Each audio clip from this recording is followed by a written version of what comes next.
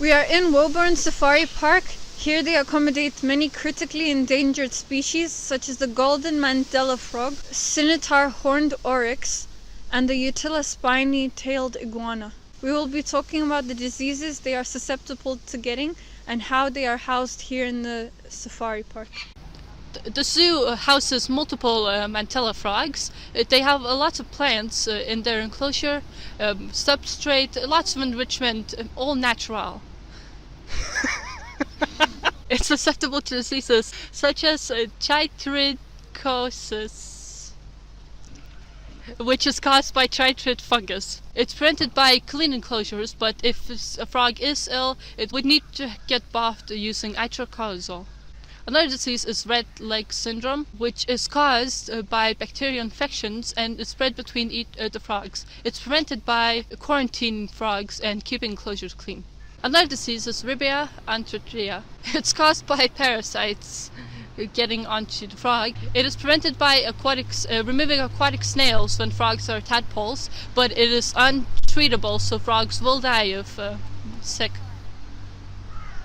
That is it for diseases. They have lots of natural enrichment, such as plants. Some of them are fake, but it blends in to a natural looking appearance, which enriches the frogs. The frogs look healthy, goddammit!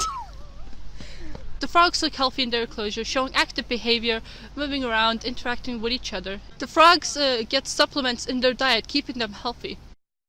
I'll be talking about the scimitar horned oryx, which is extinct in the wild. It can get susceptible diseases from ticks, which is most common in the wild. To prevent this, you will need to check all animals before bringing it into the enclosure so that it will not spread.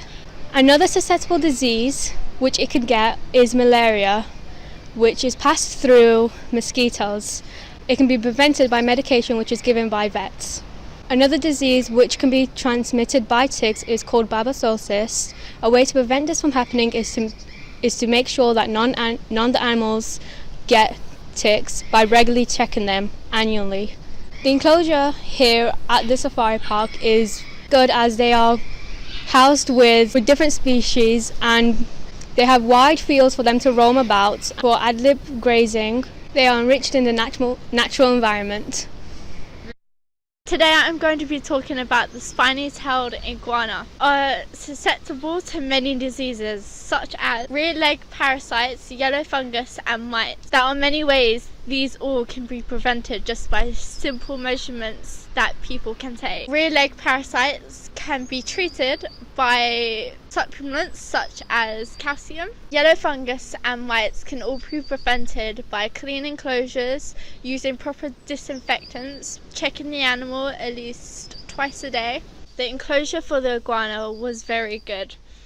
They kept the range about 41 Fahrenheit. The iguana seemed to be in good health, calm, alert, curious of what's going on in its surroundings. The enclosure was very good. There was a selection of fake and live plants which enhances the enrichment of the iguana. There was also high level platforms. There was rocks as it would be in its natural habitat, which was very good for the iguana because you want to mimic the natural environment as close as possible.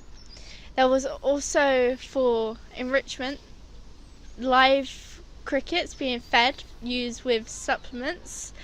This enhances the health of the iguana. The iguana's welfare is very good. They get misted every day, twice a day. This keeps their thirst up.